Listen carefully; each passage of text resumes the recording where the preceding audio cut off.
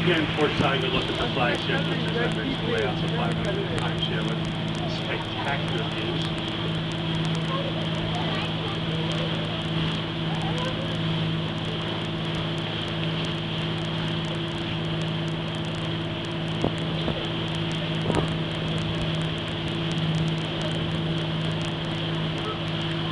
Now, those are the starboard side. If you look at the house, which I guess is like the peachy color with the dark windows, that's the house referred to the layout. That's the house that's owned by a gentleman who was a personal friend of Frank Sinatra and Sammy Davis.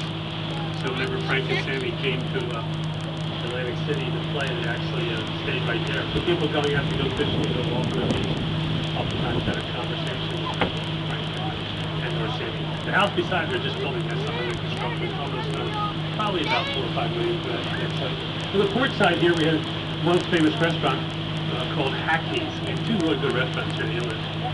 Hackney's and Starnes. Hackney's and Starnes both had seafood restaurants. They both had speedboat rides, sailboat rides, and fishing trips. Hackney's, which was right about here on our port side,